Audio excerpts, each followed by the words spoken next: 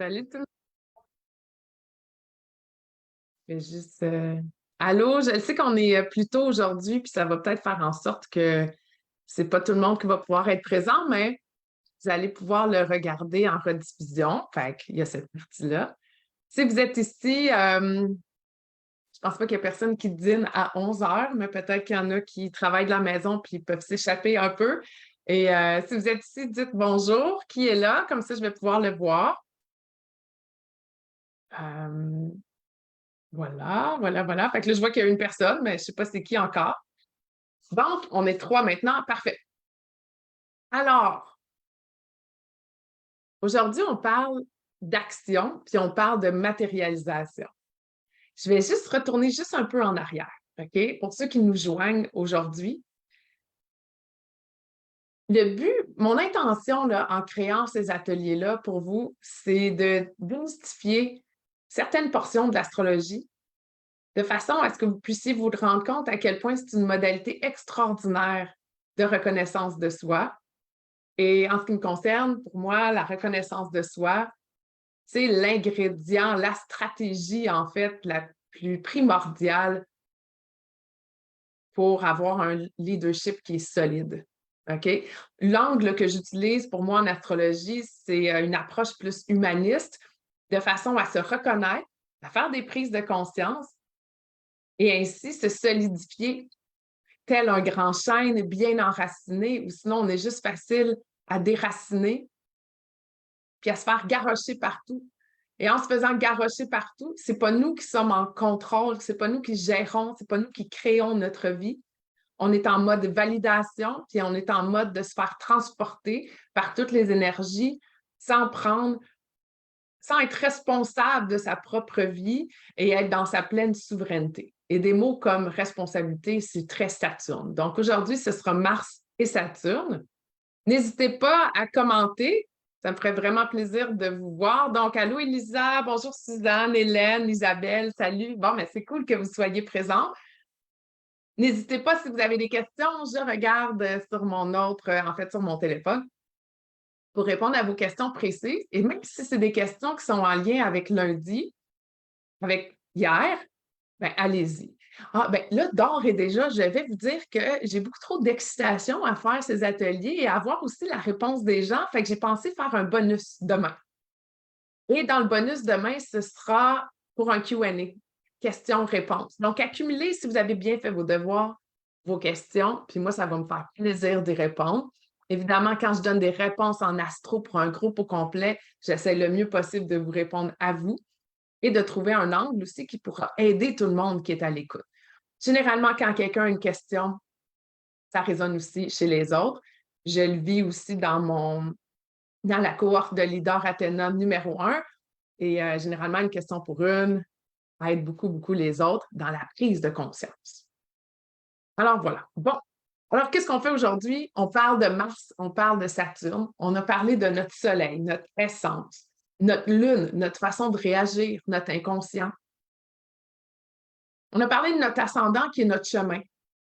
On a surtout parlé aussi de la signature de notre carte, qui n'est pas notre Soleil. Okay? Ce n'est pas notre Soleil. Notre astrologie est beaucoup plus large que notre Soleil. Et d'ailleurs, pour moi, l'astrologie, si j'avais à faire une petite image, je le verrais, tu sais, comme les jeux, je pense que ça s'appelle de l'origami là, quand on était petit. Là. OK, le soleil, quel signe? Il est dans ce signe-là et on le refait pour avoir la maison. C'est comme une fleur tridimensionnelle. On a la planète, on a le signe et on a euh, la maison. Je ne vous ai pas parlé de maison jusqu'à présent. Pourtant, ce qui rend l'astrologie si concrète sur Terre, c'est la notion de maison. OK? Je ne pourrais pas couvrir ce sujet-ci dans les ateliers. Euh, si tout ça pique vraiment votre curiosité, oui, je vais m'aligner pour faire des ateliers qui seront probablement payants sur certains sujets donnés. Et aussi, c'est le genre de sujets vraiment importants qu'on aborde dans Leader Athéna, cohorte numéro 2 qui débutera dans 2 semaines. Donc, si tout ce que vous vivez présentement au niveau de ce que vous apprenez, ça vous interpelle, ça vous pogne un trip, vous capotez bien raide, bien, vous allez creuser encore plus sur vous. Parce que Leader Athéna, c'est de prendre certaines informations que je vous partage aujourd'hui, mais c'est de creuser, c'est de poser beaucoup de questions, des questions de coaching, de façon à ce que vous puissiez voir et savoir. Et ça, je le répète souvent, hein, ce qu'on voit et ce qu'on sait nous permet de prendre conscience. Et c'est quand on prend conscience des choses qu'on peut faire autrement, expérimenter la vie autrement. Ou sinon, on est comme dans le film de Truman Show, puis on fait la même affaire à tous les jours. OK? Ceux qui ont vu ce show-là, c'était Jim Carrey, genre 1990. Désolé pour les plus jeunes ici qui ne l'ont peut-être pas vu. Donc voilà. Et quand on fait autrement, c'est ça qui nous permet de guérir, c'est ça qui nous permet d'évoluer. La vie est une question de cycle. Quel point voulez-vous toujours faire du bicycle sur le même cycle? On peut le changer de niveau, comme dans Mario Bros. OK? Fait que la vie en est une de prise de conscience. Pourquoi je fais ce pont-là? Mais premièrement, mon soleil est en vierge. Remarquez, comme j'ai dit, je ne suis pas vierge. Hein? C'est mon soleil qui est en vierge. Je m'identifie à plus large de ma carte. Donc, mon soleil est en vierge, ce qui fait que j'aime bien les procédés dans la vie. Et étant une fille de marketing, en marketing, pour ceux qui travaillent, qui ont leur propre business ou peu importe, vous verrez en marketing, il est souvent question de est-ce que je veux faire connaître mon produit, tu sais, de la notoriété, ou je veux que les gens l'achètent, le considèrent dans l'achat? Puis là, je veux qu'ils l'expérimentent, qu'ils l'achètent. Puis une fois qu'ils ont fait ça, ils ont tout trippé. C'est quoi la loyauté en lien avec la fidélité en lien avec l'achat de ce produit-là? Fait que ce cycle-là, je le ramène en astrologie. Pour moi, ça marche. C'est juste que la loyauté, ça s'appelle de l'évolution. OK. Là, je m'éloigne un brin de mon sujet parce que j'ai tendance à faire ça pour ceux qui me connaissent. Je nous ramène Mars et Saturne. Regardez sur votre carte du ciel où se trouve Mars et je vais vous expliquer qui est Mars. Je reviens à l'analogie de la voiture dans laquelle on met notre essence. Si on reste assis dans notre voiture, on n'avance pas. Est-ce qu'on veut être stationné toute notre vie? Non, on pèse sur le gaz. À certains moments, d'autres pas. Ce qui fait qu'on pèse sur le gaz, c'est notre drive, c'est notre ambition. C'est aussi, dans les très hautes fréquences de Mars, un très grand leader, un leadership sacré parce qu'il se connaît super bien. Mais avant de se connaître super bien, ben, il a fait une coupe de moves, puis probablement une coupe d'erreurs. Pourquoi? Parce que Mars, il est dans l'action tout le temps. Mars, il ne réfléchit pas toujours avant d'agir. Mars, il a son arme et il est prêt à la sortir constamment. Ce qui fait que dans les plus basses fréquences, et c'est vraiment important de reconnaître ça, nous possédons tous une forme de colère, de frustration, d'amertume. On est intempestif, intolérant, impatient. Il y en a qui possèdent ce fuse-là plus grand que d'autres personnes. OK? Mais si on fait toujours, il y a deux choses. Soit on voit ces émotions-là qui existent et qui ont le droit d'exister et qu'on les enfouit toujours dans notre corps parce que surtout les femmes n'ont pas le droit d'être colériques, n'est-ce pas? Hein? C'est pas beau, sois fine, dédé. Et là, on enfouit ça. Et quand on l'enfouit, ça va ressortir un moment donné dans notre corps. OK? Ah, j'ai plein de monde là. OK, je reviens, je veux juste dire des bonjours. Bonjour, oh, Mars et Saturne, conjoint en taureau pour moi. Oh, ça, c'est excitant. OK, parfait. Salutations. Allô, Caroline, Jessica. Allô, Carla. Hélène, elle a Mars en maison 12. Moi aussi, j'ai Mars en maison 12. Et je suis quand même une femme d'action. Puis en plus, il est en balance. Il n'aime pas ça être là. OK? Fait que c'est pas une fin en soi. Et j'en profite. Là, Caroline qui dit Mars en taureau opposé à Pluto en scorpion. Ça, c'est intéressant. Une grosse notion de plaisir dans cet axe-là, de stabilité. Moi aussi, Mars en maison 12. OK. Je vais revenir à ce que j'allais dire. Là, c'est juste que je profite de l'occasion. C'est la beauté des lives de contribuer à ce que vous me dites. Je vous ai parlé d'origami. Je vous ai parlé de la planète. C'est elle qui est importante. Elle représente un archétype aussi que Carl Jung a repris dans les années 20 et les années 30. Archétype qui représente une composante de notre personnalité, de notre caractère. Lui, c'est la drive.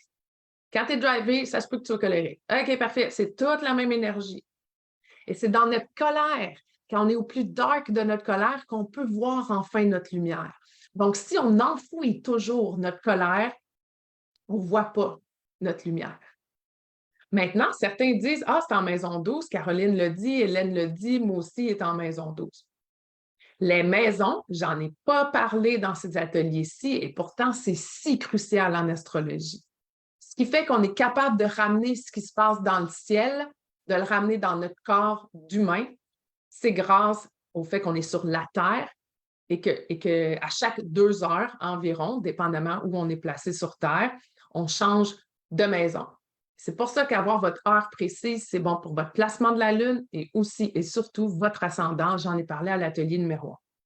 Qu'est-ce que ça mange en hiver? Exemple, une maison douce. Oh, le monde capote, hein, la maison douce. Bon. La maison douce, c'est la maison des choses cachées, des jardins secrets. Ça représente une forme de contenant, comme une prison, un hôpital. Saturne y est bien quand il est là, il retrouve sa joie, ce qu'on dit. La maison douce est aussi, c'est drôle, là, je parle de contenant, mais en même temps, c'est l'anti-contenant. C'est-à-dire que c'est tout ce qui est mystique, spirituel, une connexion même à tes anciennes vies. C'est un bagage qui peut être lourd. C'est une énergie qui est souvent intangible. Et donc, d'avoir Mars, Monsieur Action, qui ne pense pas trop à ses affaires, lui, il fait juste être dans l'action, dans une maison qui est considérée plus dark, ombragée, la maison 4, 8 et 12 le sont, où est-ce qu'il y a des devoirs, des leçons d'ancienne vie qui se retrouvent. Et on passe à l'action dans une maison où est-ce que c'est plus dur, c'est plus ombragé et c'est pas toujours visible avec les yeux. Fait que c'est comme si Mars s'avançait avec les yeux fermés, tu vois. Fait que parfois, il peut prendre des décisions qui vont lui faire du tort à lui. Et parfois, on peut s'auto-saboter. Exemple, quand on a Mars dans la 12e maison. Ce n'est pas une fin en soi. Lorsqu'on en prend conscience, je reviens, quand on le voit, on prend conscience, on agit autrement, on évolue. Quand on en prend conscience qu'on a Mars qui est placé là, oh, c'est pour ça que j'ai fait ça. Fait que qu'est-ce que tu fais dorénavant? Est-ce que tu te laisses embarquer dans ce Mars-là? Ou tu changes ta façon de faire? Allô, Marie-Laurence, le Minotaure dans le labyrinthe de tambour, important pour moi dans la maison 12. Ah, comme c'est intéressant. Caroline a toujours, je regarde beaucoup ce que tu fais sur les réseaux sociaux, puis ton partage d'images anciennes, il y a un mélange d'herboristerie puis de poésie dans tout ce que tu fais. Tes références sont extraordinaires. Fait que merci de ton partage. Merci de ton partage. Moi, c'est Mars et Saturne en maison 3. Parfait. OK. Fait que là, Mars, je vais compléter en disant, puis merci de vos partages, là, ça m'allume sur ce que je peux partager avec vous. Donc, Mars, on peut se l'imaginer, c'est le guerrier. OK? Donc, le guerrier, est-ce qu'il est sur la première ligne ou la 4e ligne? À this point, on s'en fout. Il est à la guerre et il est toujours prêt. C'est ce que vous devez garder en tête. Mars et Saturne sont considérés les maléfiques par opposition aux bénéfiques dont j'ai parlé hier. Les maléfiques, en astrologie traditionnelle, c'est parce que ces 2 planètes sont porteuses d'éléments plus désagréables, difficiles et même parfois mauvais. Et ce n'est pas une fin en soi. Ce n'est pas parce qu'ils sont porteurs de mauvaises nouvelles que c'est une fin en soi. Souvent, les porteurs de mauvaises nouvelles sont ceux qui nous permettent de voir notre lumière et d'apprendre. Et ils nous permettent aussi de nous sentir accomplis. Et c'est la raison pour laquelle je fais de l'astrologie. C'est pour solidifier notre leadership et notre solidité de leader nous amène à être accomplis au quotidien. Et le sentiment d'accomplissement, pour moi, c'est d'être fier. Et pour se sentir accompli et fier, il est impératif de passer à l'action. OK? Donc, Mars, mettez-vous dans l'esprit que c'est celui qui a de la drive, c'est le combatif. Il est porteur d'énergie plus dark, comme la colère, l'impatience. Puis en même temps, il est porteur d'une drive exceptionnelle, d'un courage, d'un sens de l'initiative, puis d'initier des projets. Pas de Mars, pas de ce courage-là. Il y a d'autres énergies là, dans la charte qui portent le courage. Mais Mars, c'est aussi beaucoup le courage. Et je pourrais rentrer comme quoi Mars, il y a Mars qui est le guide du Bélier et qui est le guide du Scorpion. Et il y a aussi Pluton qui est le guide du Scorpion. Et Mars, j'étudie Pluton, oui, Pluton, le guide du Scorpion. Et Mars et Pluton possèdent cette affinité. Et ce qu'ils partagent, en fait, c'est le mot courage. OK? Mars, il est dans l'action, il est primé, il a du courage. Pluton, il se transforme. Pour se transformer, ça fait mal. puis c'est nos peurs. On a peur d'aller à certains endroits. Mars, il n'a pas peur, il n'a pas le temps d'avoir peur, il est dans l'action. Pluton, il a peur parce que c'est profond. Et si on transformait nos peurs avec la notion de courage, à quoi ça ressemblerait notre vie, hein? Jessica, je commence à m'intéresser à l'astro. Je suis Scorpion ascendant Vierge, Soleil en Scorpion, Mars en maison 6. 11, pardon. Mon Dieu, je ne sais pas compter mes chiffres romains. Ça va pas bien, mon affaire. OK. C'est moi, ça. Allô, Isa. Oui, Madame Dellier. Madame Dellier in the house. Oui, c'est ça. On a pris la carte à Isa en plus lundi, OK? Fait que ceux qui s'en souviennent, Isabelle avait beaucoup d'énergie en bélier. Fait qu'Isa a fait arriver les affaires. Quand tu as besoin de quoi, tu demandes à quelqu'un qui a un Mars puissant. OK? Donc, ça, c'est Mars. Mars, si on avait à parler de maladie, parce que quand il est question des maléfiques, on parle aussi de maladie, ce qui peut arriver, c'est tout ce qui est aigu. Tu sais, une maladie aiguë versus une maladie chronique. Chronique, ça va être Saturne. OK? Fait qu'un rhume, une douleur, une inflammation, ça inflamme, c'est rouge, ça amène du feu. Une entorse, ça peut être ça, parce qu'une entorse, bien, on se fait mal, ça ne dure pas une éternité, ça dure 2-3 semaines, il y a plein d'inflammations. C'est très Mars, OK, comme action. Mars, c'est rouge. D'ailleurs, quand vous la regardez dans le ciel, on peut la reconnaître à côté des autres étoiles. On reconnaît cette planète parce que sa couleur est comme rouge. Moi, je la trouve orangée, mais je pense que c'est ça qu'ils veulent dire par red, là. Parce que je le lis beaucoup en anglais, mais pour moi, elle est comme orange, orange-rouge. Puis on la voit. Fait que tout ce qui vous amène un coup de chaleur, ce qui vous amène de l'inflammation, c'est tout Mars. C'est intense, puis ça ne dure pas longtemps. OK? Mars va bientôt être exactement opposé à Vénus et Mercure. Ça, c'est bien. Ça, ben, c'est bien. Moi, c'est parce que je trouve tout bien. C'est pas parce que je suis une jovialiste, c'est parce que je trouve chaque situation comme une opportunité d'apprendre, malgré le fait que ça peut être désagréable comme situation ou même initiation. Mars chez une femme, c'est le principe masculin. C'est donc ce qui nous attire chez l'autre, l'autre qui est un homme. Puis je ne veux pas rentrer dans les situations de sexualité, bisexualité ou tout autre. Là, je suis juste dans le principe, OK? J'imagine que chez les homosexuels, ce qui peut arriver chez une femme, elle peut retrouver le principe masculin aussi chez l'autre, OK? Fait que j'utilise la notion de Mars comme principe masculin. Et ce principe masculin qu'on a à l'intérieur de nous, on est appelé à le maîtriser. Et quand on maîtrise notre propre principe masculin, qu'on retrouve grâce à son signe et à sa maison, il est plus facile de le voir chez l'autre, puis c'est ça qui nous attire. Et donc, quand Mars est en opposition à Vénus, ça va être dans Caroline, c'est dans quel signe déjà? Tu me l'as dit plus haut, mais je ne m'en souviens pas. Mais cette opposition crée une révélation. Une opposition en astrologie, là, c'est quand ils sont complètement un à l'opposé de l'autre, donc 6 signes plus tard, au même degré. Une opposition, c'est comme une pleine lune. Okay? C'est comme un élastique. Qu'est-ce que ça fait un élastique? Ça pète. Puis à un moment donné, qu'est-ce que ça pète? Bien, ça saute. Soit il tombe, soit au contraire, il y a une révélation, il y a une illumination. Et c'est intense. Et ces révélations-là, par exemple, dans un couple ou une relation, Bélier, Vénus, Mars, Balance. Donc, ce qui est intéressant chez Caroline, c'est que sa Vénus natale n'est pas très à l'aise en Bélier. On dit qu'elle est dans son détriment, alors que Mars en Balance, on dit aussi qu'il est en détriment. C'est comme si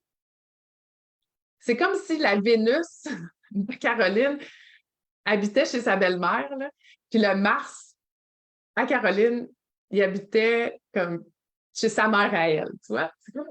Ils sont comme non seulement en opposition, mais en plus, ils ne sont pas habitués d'être dans cette maison-là. Qu'est-ce qu'on fait quand on n'est pas dans notre maison? On est inconfortable. Et cet inconfort peut parfois amener une forme de doute et d'anxiété. On n'est pas bien, on marche sur des œufs, on regarde qu'est-ce qu'il y en est. On laisse passer les autres parfois devant soi. Mais encore là, une Mars en bélier, puis là, je ne veux pas rentrer dans une lecture de charte astrologique, elle a quand même beaucoup d'initiatives. Elle possède quand même, elle prend l'énergie du bélier. même si c'est moins évident pour elle d'être là, parce qu'elle, elle aime la beauté, l'harmonie et la paix, puis là, elle est plus intempestive, tu vois? Fait qu'elle prend son archétype, son principe à elle, et lui, il prend son principe à lui, et ils prennent l'énergie du signe. OK? Donc, c'est intéressant cette opposition-là que tu vis, Caroline. Mars va bientôt être exactement opposé à ma Vénus, donc sur ton propre Mars natal. Tu vois? Et quand on arrive à un Mars sur notre Mars, ça arrive environ aux 2 ans, un peu plus de 2 ans. Donc, ce n'est pas quelque chose qui est quotidien ni fréquent. Et c'est à prendre en considération. Un Mars qui arrive sur notre Mars, beaucoup d'intensité. C'est comme la colère veut remonter. Ça ne dit pas que veut remonter, pardon. La beauté de ce placement-ci présentement, c'est que Mars est présentement en balance. Il n'est pas super bien d'être là. Fait qu'il est comme obligé de prendre en considération tout ce qui se passe alentour de lui. Il n'est pas habitué. Fait que là, lui, il faut qu'il fasse preuve de patience et de tolérance à écouter tout le monde qui parle et à trouver une situation qui est juste, alors que lui, il est juste habitué d'être dans l'action. Euh, donc, de connaître ce qu'est Mars, où se trouve Mars, dans quelle énergie et dans quelle maison, chaque fois qu'on enlève une information puis qu'on creuse, on fait des réalisations sur soi. Et l'astrologie, ce n'est pas... En fait, ça, c'est la base, ce sont les premières étapes. C'est comme si je déployais, je m'ouvrais, OK? Je m'ouvre. Je mets ça sur la table en toute vulnérabilité. Je regarde ce qui est là, puis je regarde ce qui est moi. Mais l'astrologie, ensuite, c'est l'interprétation factuelle et aussi intuitive, mais d'abord et avant tout factuelle, des aspects que se font chacune des planètes, une entre elles. OK? Donc, Caroline, lorsqu'elle dit que Vénus est dans son signe bélier, Mars est dans le signe balance, dans la charte natale, ils sont en opposition et ils seront toujours en opposition. Caroline doit apprendre à vivre avec ces énergies-là qui sont non seulement en opposition, mais qui ne sont pas dans leur maison. Donc, ça, c'est un aspect qu'on appelle. Et quand c'est en transit, c'est-à-dire que la vie se passe, les planètes bougent, et là, hop, à chaque 2 ans et quelque chose, ça vient frapper son Mars. C'est vrai pour chacune d'entre vous qui est ici. Faire attention à l'inflammation qui arrive. Fait que les ateliers de cette semaine sont pour découvrir ce que permet l'astrologie. Après, ce qu'on fait, c'est qu'on apprend sur soi, on se pose des questions. Et ensuite, vous pouvez aller voir un astrologue qui, lui ou elle, va vous dire quels sont les aspects dans votre charte, puisque ça signifie pour vous. Et ensuite, de marier tout ça avec les transits qui se passent dans le ciel pour vous dire dans quelle énergie est-ce que vous baignez présentement. Qu'est-ce qui est bon pour vous? Vous faire des suggestions, des recommandations à la lumière de ce que les transits disent sur votre carte. Vénus en cancer, Mars en taureau. C'est intéressant. Merci beaucoup de participer en mettant vos placements. Et je vous invite d'ailleurs à aller prendre les caractéristiques de chaque signe et de voir comment chacune des planètes que je suis en train de décrire, comment ça résonne dans ce signe-là. C'est simplement une première étape à aller voir. Et c'est quand on prend tous ces morceaux-là qu'on crée le puzzle de non seulement qui vous êtes, mais de votre chemin de vie. Parce qu'une carte astrologique, c'est votre dharma, c'est votre plan. Là, quelqu'un va dire, ouais, mais tout est dessiné d'avance.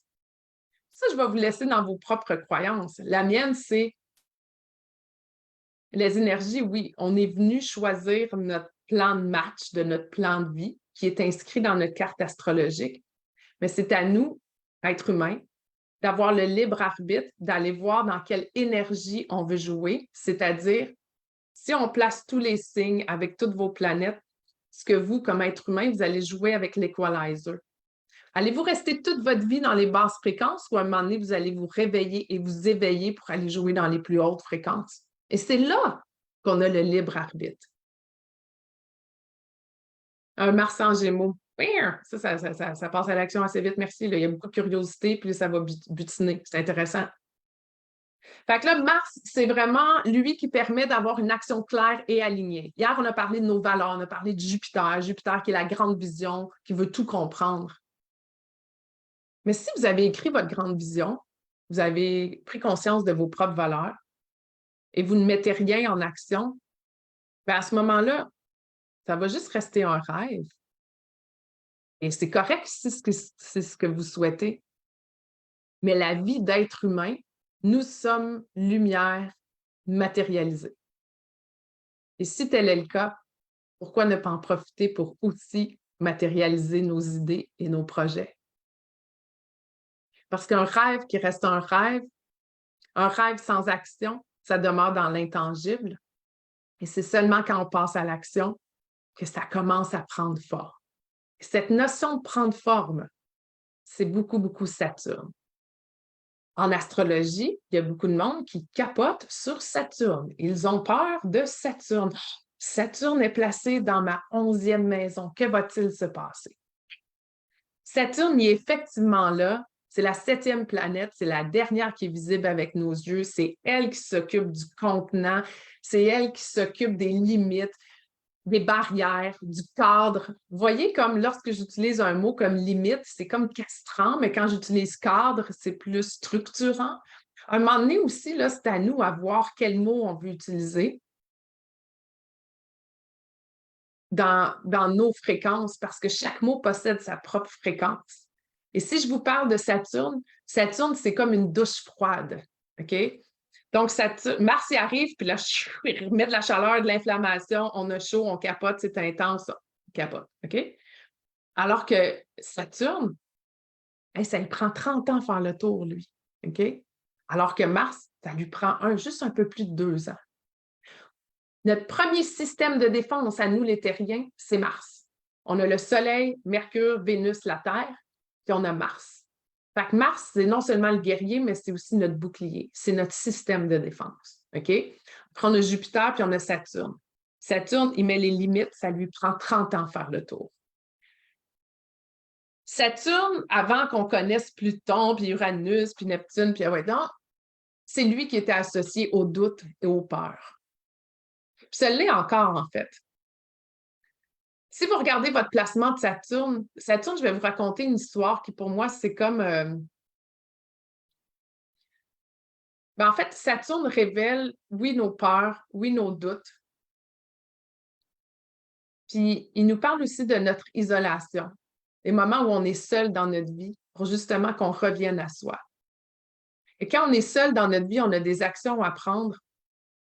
Et peut-être si on s'est mis nos propres limites, ou on se laisse imposer par les limites de notre conditionnement, c'est-à-dire comment on s'est fait éduquer par nos parents et par la société, on va rester pris là-dedans.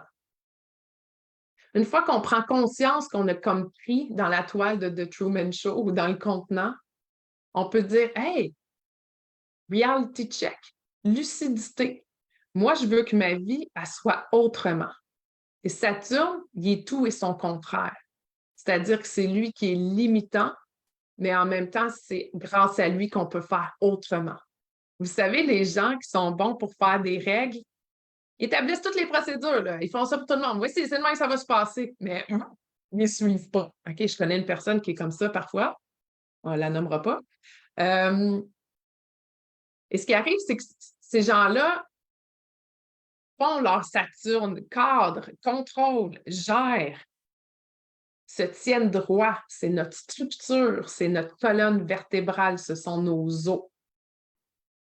Puis c'est grâce à ça qu'on met aussi de la viande par-dessus, puis qu'on peut transpercer ce contenant, ce cadre, pour aller faire autrement. Saturne possède aussi ces qualités de faire autrement. Et pour faire autrement, il s'engage envers lui-même d'être responsable de sa propre vie pour aller chercher une maîtrise de soi. Et ultimement, ça n'arrive pas quand on a 22 ans, là, mais ultimement, quand on incarne, on intègre bien notre Saturne, ça nous amène à une sagesse. Tu sais, la vraie sagesse de se dire « It is what it is ». Ce qui est, est.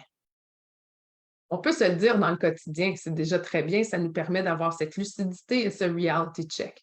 Et aussi, ça nous détache. Ça nous met en mode observation et ça retire notre ego de la situation. Fait que là, quand on est là-dedans, il y a comme une forme de sagesse qui s'installe là.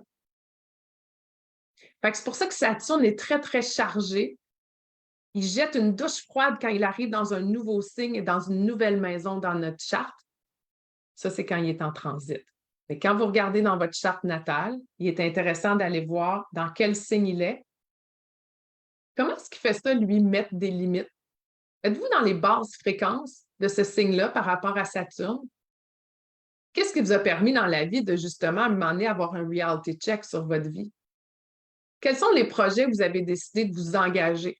Moi, je vais être maître de moi-même dans ce projet-là.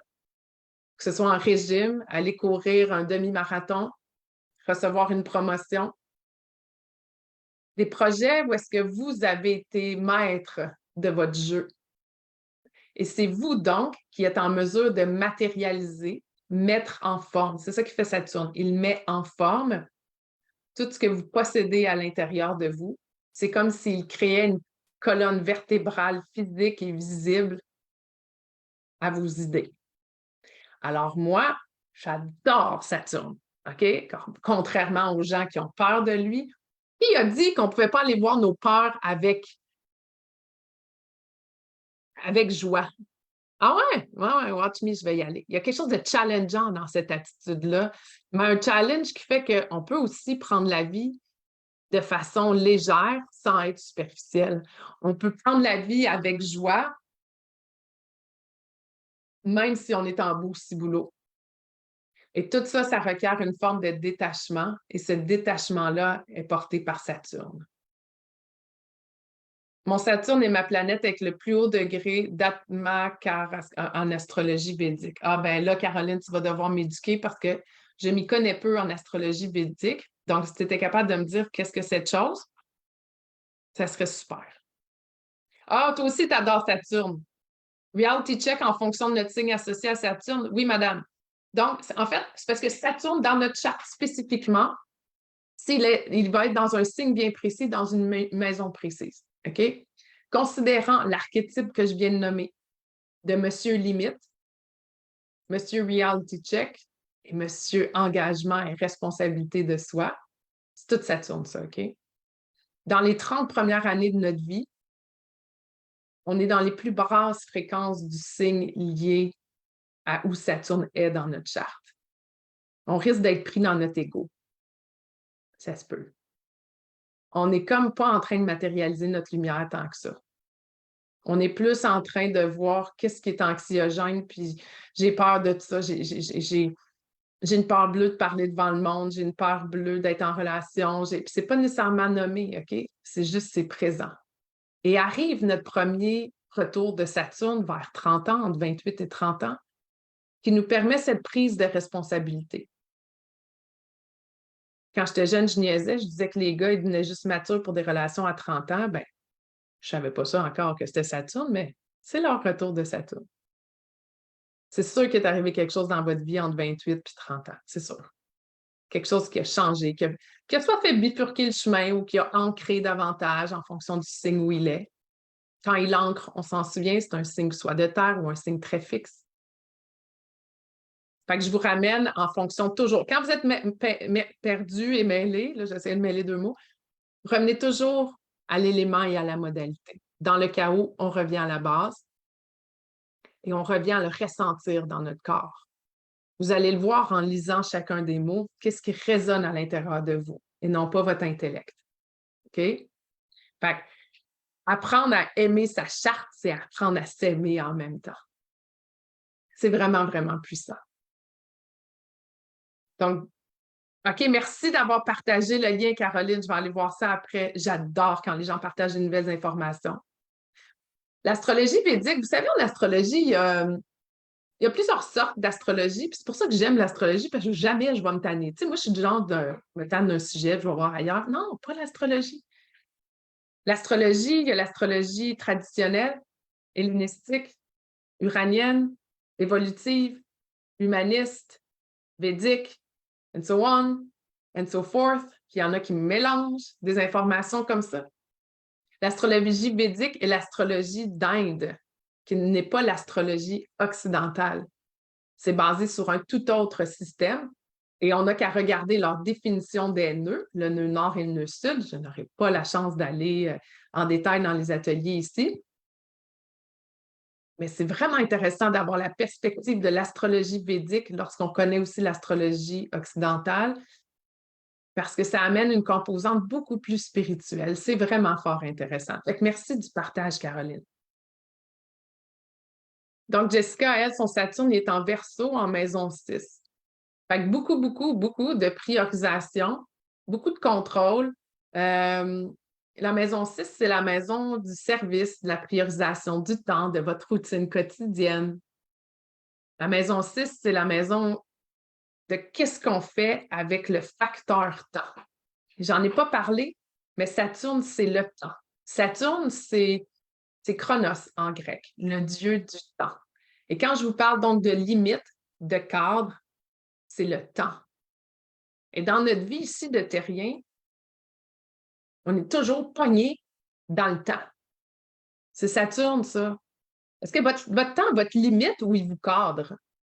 À quel point est-ce que vous êtes dans le moment présent puis vous ne voyez pas le temps passer ou au contraire, vous êtes là à minute près? À quel point est-ce que vous êtes le genre de personne qui crée quand vous êtes dans le flow ou vous créez en fonction du to-do list que vous êtes donné le matin?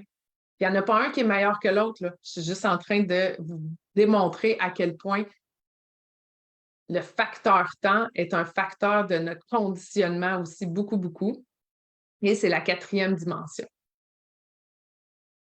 Si je ne me trompe pas, c'est la planète la plus éloignée de l'écliptique dans ta charte. Dans ma charte à moi? Ah, dans la charte en général. C'est pas qu'elle est éloignée. De la manière que je vois ça, en fait, c'est la plus loin du Soleil. Et donc, son orbite est le plus loin du Soleil possible. Mais ils tournent tous sur la même écliptique. L'écliptique, c'est nous, à fonction de notre perspective de la Terre. Si on regarde les planètes, ils suivent tous le même parcours que le Soleil. C'est donc l'écliptique. OK? Fait qu'ils sont tous là-dessus. En fonction de s'ils sont un peu en bas ou s'ils sont un peu en haut, ce sera une autre terminologie à utiliser, mais c'est toute la même écliptique. OK? C'est juste que leur orbite, elle est beaucoup plus fende. De notre perspective à nous ici, là. OK? Il faut vraiment faire attention. Quand on regarde une image astronomique, on va toujours voir le Soleil puis les orbites de toutes les planètes. Mais nous, de notre perspective de la Terre, l'astrologie, ça part d'ici. Ça ne part pas du Soleil. Saturne en balance, oui, oui, je voulais dire chaque personne a une planète qui va être la plus éloignée. En Védique, celle qui est la soul planet. Intéressant, puis je peux comprendre pourquoi c'est considéré la soul planet, parce que c'est celle qui requiert le plus de travail. C'est comme on est obligé de travailler avec elle. Il faut comprendre nos peurs, il faut comprendre nos doutes, il faut aller par-dessus ça, il faut les transcender, il faut se mettre d'autres limites. Puis à un moment donné, à force de faire tout ce travail-là, ben c'est là que la lumière, c'est là que tout s'en forme. OK? Puis là, ça fait ressortir tous les désirs de notre âme et ça, c'est associé à Pluton. Fait qu'il doit y avoir un peu d'explication de ça, mais évidemment, le Védique amène sa propre théorie ou sa propre médecine, sa propre étude. Hélène qui dit, le Saturne en balance maison 5, c'est sur ça que je dois aller explorer. Oui. Alors, tu vas regarder Saturne, ce qu'il veut dire. Tu vas dire Saturne, ce qu'il veut dire, ce que je viens de t'expliquer. Monsieur Isolation, OK, là, je vais le faire comme l'equalizer, OK? Les doutes, les peurs, le contrôle. Ah, OK, parfait. Hey, ben, je suis capable de faire ça. Hey, j'ai un reality check. Moi, je suis capable de mettre les choses en action. Parfait. Je vais me donner un plan, faire des plans. Je vais m'engager, je vais être responsable de ma vie, je vais le maîtriser, je vais être sage à travers tout ça parce que j'ai tellement appris. C'est cette sagesse qui amène tout le côté en lien avec notre âme. Et ce faisant, on se détache. OK? Donc, va regarder ça quand tu avais 30 ans, et je ne sais pas quel âge que tu as, mais le deuxième retour de Saturne est à 60 ans. Je ne pense pas qu'il y a peut-être quelqu'un qui a 60, je ne sais pas. Et les deux sont très différents. Le premier, c'est un reality check. Et quand on arrive à 60 ans, c'est une intégration complètement différente. Complètement.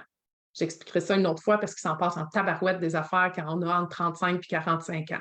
Donc, si vous avez entre 35 et 45 ou 35 et 50, puis vous êtes en train de vous demander, je suis perdu, j'ai un pied dans le rationnel, un pied dans le spirituel, je travaille, je ne tripe pas tant que ça sur ma job ou ma relation bat de l'aile ou je ne sais plus ce que je veux.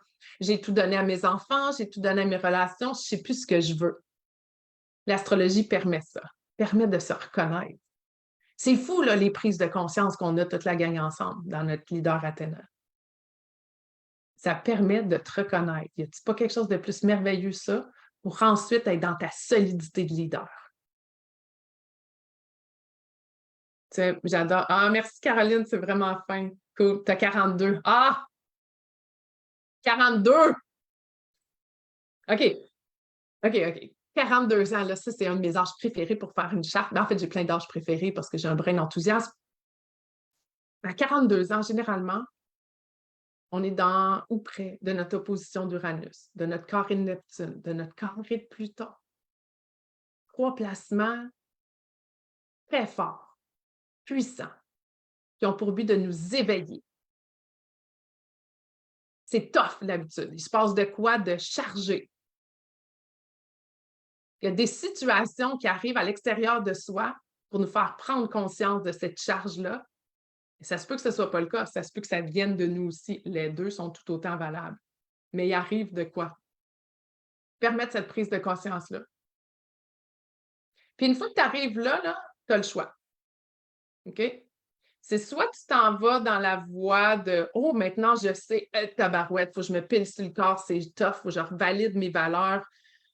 Dans quel chemin je m'en vais? Donc, mon Dieu, le monde n'est pas d'accord avec mes choix. Mais toi, en dedans de toi, c'est ça que tu fais. Tu prends responsabilité de ta vie, OK? Vraiment beaucoup, beaucoup. Et tu prends un chemin donc plus difficile, mais qui va rendre la vie que tu veux. Ou ah non, non, je ne veux pas voir ça, moi, ça fait trop mal. Je vais retourner dans le cycle qui m'amène plus de facilité, mais là, tu vas revenir. Case départ. À quel point voulez-vous vivre une vie qui te ramène à la case départ ou vous voulez prendre le Y, qui est la création de votre propre vie? Jessica, moi j'ai 30 ans et c'est le cas. Oui, un beau retour de Saturne.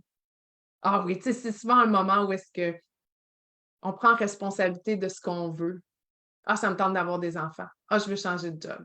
OK, parfait, je vais faire ça. Il y a comme un changement même parfois de carrière. Il y a quelque chose qui nous allume quand on veut prendre responsabilité. C'est comme si on devenait une adulte. Tu sais, il va falloir t'appeler madame, là, à partir de maintenant, là. C'est ça qui arrive. Hein, Madame Tifo, c'est ça? Isabelle, Saturne en Scorpion, opposé à Mars en Bélier. Saturne en Scorpion, bien, il n'est pas tant opposé. C'est intéressant, cette notion-là. En fait, il n'est pas visible. OK. En astrologie, quand tu as une planète dans, je ne sais pas moi, on va prendre l'exemple d'Isabelle, Saturne qui est en Scorpion. L'opposé du Scorpion, c'est le Taureau. C'est là qu'il y a une révélation. Mais les deux autres signes à côté, d'un côté, il y a le Bélier, là, il y a ici, là. D'un côté, il y a le Bélier, le Taureau, puis le Gémeaux. Fait que quand il se retrouve dans les deux autres signes, il ne le voit pas. Ça fait que des fois, il y a des ajustements qui sont requis, je ne sais pas trop pourquoi. Et ça rentre dans l'ordre de l'interprétation de la charte astrologique et ça demeure donc le travail d'un ou une astrologue. OK? Mais il est intéressant de voir que ce placement-là n'est pas une opposition. On appelle ça un quincunx. Je ne sais pas c'est quoi en français. Caroline, elle me dit ah, tant mieux, tu parles en français, mais là, ça, je ne sais plus c'est quoi. Je ne sais pas c'est quoi en français. Jessica, oui, je suis passée d'employé à entrepreneur. There you go. Take ownership for your life. OK? On prend possession de notre vie. On prend contrôle. Contrôle, là, c'est un mot de boîte, OK, quand on est dans une énergie de basse fréquence.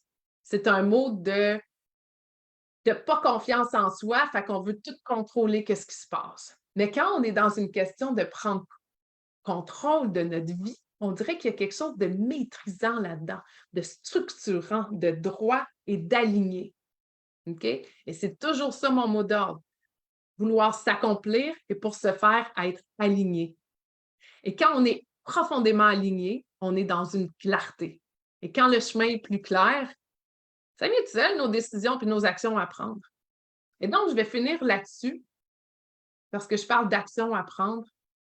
Si vous avez votre rêve qui est très clair, puis je ne vais pas dire si, votre rêve, votre grande vision, votre plan, il est très clair. Vous l'avez écrit, vous l'avez dans votre tête, vous l'avez dans votre corps. Tous les jours, quand vous levez, encore les yeux fermés, collés, quelle est votre intention pour la journée? Quelle petite action ou grande action, moyenne action, on s'en fout, quelle action allez-vous mettre de l'avant que vous aimez faire? Quelle action allez-vous mettre de l'avant qui vous permet d'apprendre quelque chose?